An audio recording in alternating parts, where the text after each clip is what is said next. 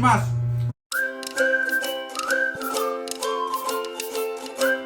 Mga kaaro, tayo magluluto ng pakbet Pangasinan.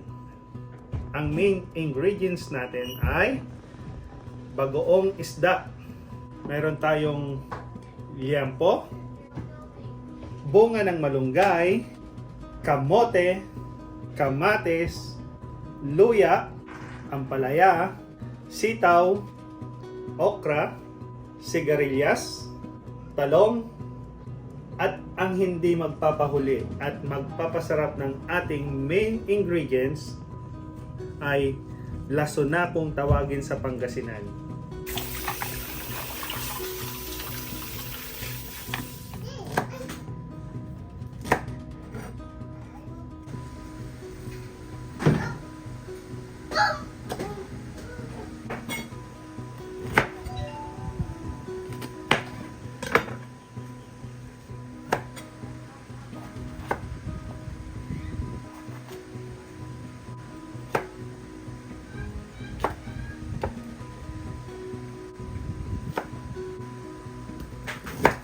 Dahil authentic, ganyan lang.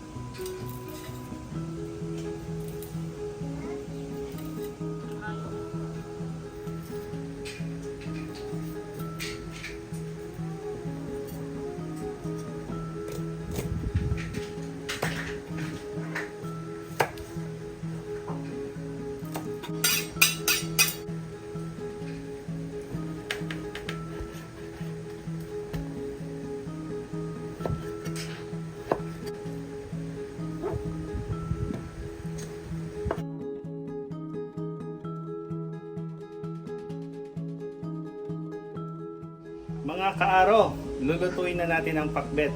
So, yung mga taga Pangasinan dyan, pasensyahan nyo na ako dahil nandito tayo sa Manila, kulang-kulang yung mga gulay natin. Katulad ng mga alukon, bulaklak ng kalabasa, saka bunga ng singkamas. Tara mga kaaro, magluto na tayo. Papakulo tayo ng tubig ng mga 3 baso para lumambot yung karne natin. Antayin muna natin kumulo yung tubig bago natin ilaglag ang baboy. Tapos mamaya, pag kukunti na yung tubig natin, saka tayo mag-i-start maghulog ng mga gulay.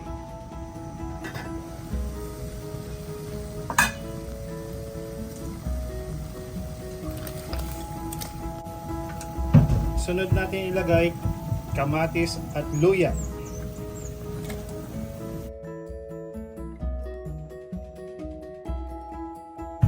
Babayaan lang natin ito na lumambot yung karne at pumunti ang tubig. Yung kamatis pala, ibibigay siya ng kunting mamula-mula ang kanyang sabaw mamaya. Yung luya, magtatanggal ito ng lansa ng baboy at yung lansa ng ating bagoong nagagamitin mamaya.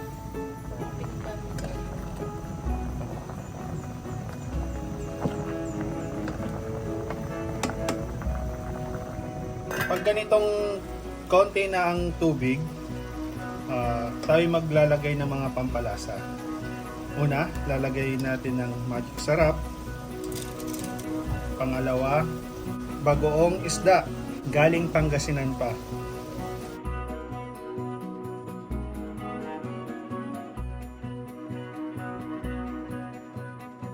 Unang ilalagay nating na gulay ay talong.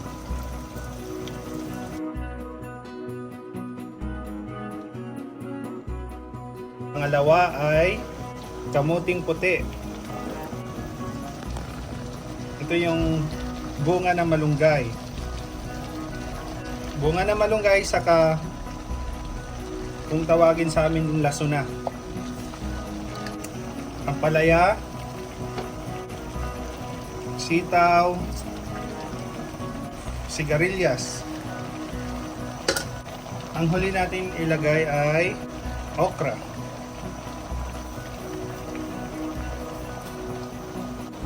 At lagyan din pala natin ng siling haba o siling hindi maanghang. Tatakpan lang yan hanggang maluto. Then, ang paghalo-halo niyan ay makikita nyo mamaya kung paano ko hahaluin yung pakbet natin. Mga kaaro, ito yung tinatawag nilang authentic pakbet. Kahit nakatakip yan, amoy na amoy. Sobrang bango nung ginamit nating bagoong ng Pangasinan. Mga kaaro, ganito dapat haluin ang ating pakbet Pangasinan.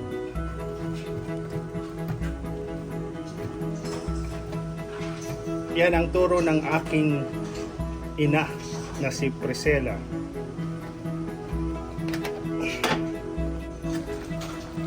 Tara! Pakbet Pangasinan.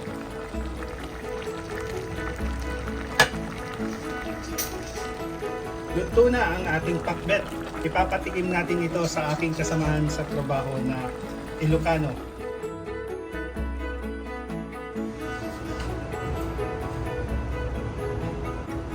Oy, partner, tikman mo tong niluto ko. Pakbet. Pakbet to ah. Tara, subukan natin. Okay, tikman natin. Luto ni kusinaan ni Bal.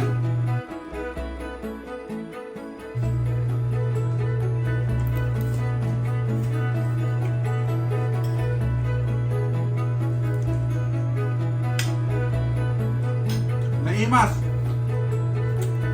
Masarap, masarap. Ito sa, alam ko sa part ng Mindanao, ito hindi nila kinakain to eh. Pero dito sa amin, sa mga Ilocano, sa parting norte, talagang ito yung masarap. Ito yung bunga ng malunggay.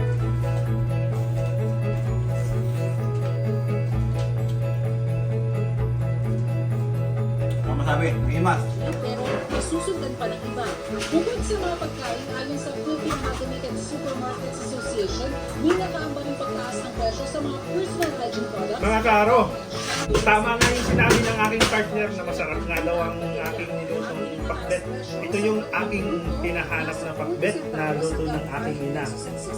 Kuhang-kuha ko yung kanyang recipe. Thank you for watching mga kaaro. Masarap kumain, lalo na pag nakakamay. Pag pakbet ang ulam mo. Mataas na price ng raw materials.